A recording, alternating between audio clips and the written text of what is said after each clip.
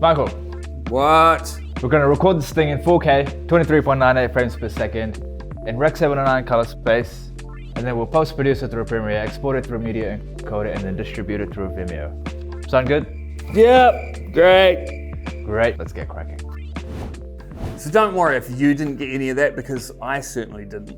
But it leads nicely into today's video for Aerospace Christchurch, which is You're Too Smart for Your Own Good. What's that all about? Well, it's kind of like the curse of knowledge. The what? The curse of knowledge.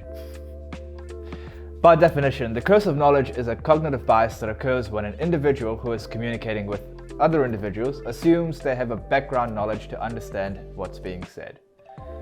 This bias is also called by some authors as the curse of expertise. And there you go. Another great example of the curse of knowledge in action. Did you get that off Wikipedia? Of course I did. It's the world's most reliable source of information. Okay, so it sounds smart when you say it, but you know that there's a chance that they might zone out if they can't grasp information quickly and easily. If it's too hard and uses too many brain calories to process information, they're going to shut off. And they're going to save that energy for something else that they think is more important. Like what? Fact-checking Wikipedia articles? Yeah, because that's way more important, right? Of course it is. So is there a more simplified way of saying the same thing? Or can you give us a more simplified example? Sure. So in a classroom setting, teachers often have difficulty because they cannot put themselves in the position of their student. For example, a knowledgeable professor might no longer remember the difficulties that a young student encounters when learning a new subject. This is often referred to as the curse of knowledge. Nice. See, I get it now, and that was easy enough, so why didn't you just say it that way the first time? Well, we're delivering to the super smart people here at Aerospace Christchurch. I didn't want to look dumb. Whoops.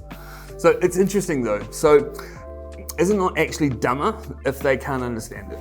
Nah, they'll just pretend to get it anyway, like everyone else does. Nice. Hey, so now all of this might sound like a bit of a joke, right? But this is the actual stuff we deal with all the time in the work that we do. When we're coaching people for presenting on camera or presenting on stage. And it seems that no one is immune to the seductively seductive seduction that is the curse of knowledge. So we're going to share some examples with you, and you can decide whether or not you're doing it. Tell them about the UC thing. Sure. So we did a project late last year with the University of Canterbury, helping their lecturers create MOOCs, which are massively open online courses. That was almost the curse of knowledge right there. Yeah. When we started with them, the professors and lecturers felt the need to over-explain or use big words to truly show their expertise. They were even a little bit academically competitive towards each other. If they had carried on down this path, their students would be like you in the beginning of this video, pretending to understand and hoping for the best. Yeah. It was an interesting situation and a challenging situation, so tell them what we did to fix it. Well, I remember the first thing was you showing them a video of someone doing it better. And they were like, what? We can do that? They were like, we can use props, we can deliver like that, we can make it interesting, engaging, and fun. And then they were like, but this isn't how we deliver a lecture. And we were like, yeah, that's right. That's the point. And then from then on, they went nuts with creative freedom, using props, creating pictures, having fun with the whole thing. It was almost like we let them out of their cage. And then the scripting. It was like a night and day difference. It was so simplified that we actually started to understand natural language processing using Python. We went home afterwards and we started learning how to code. Just kidding. It only works if you actually have an interest. But it was interesting and it was educational. They even went as far as planning their wardrobes, buying new clothes. No more corduroy or tweed for them. But the most interesting thing was, for us, how they took this and started using it in their own lectures. Yeah. And I had this happen when with one of my speakers for TED. So it was Professor Alex Tan, a professor of political science. So I was working him just with the preparation for his talk, just helping him to refine his ideas and slide decks. I remember him saying, looking back, he realized he was torturing his students with his complicated slides and long-winded lectures that went over his students' heads. Which brings us to you. Are you getting sucked into the curse of knowledge? Are you complicating your content? Are you overcomplicating things in general because you want to make sure you come across as an authority in your area of expertise? Are you forgetting what it was like to understand your current subjects at the beginning?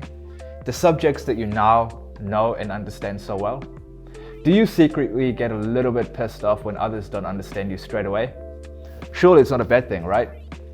It's other people's responsibility to know the stuff that you're talking about. I mean, what's the worst that could happen? Well, let me tell you a story. So I was brought in to work with a big tech company that was paying for their director of digital to fly around Australasia and deliver an 18-minute presentation on the fascinating subject of artificial intelligence.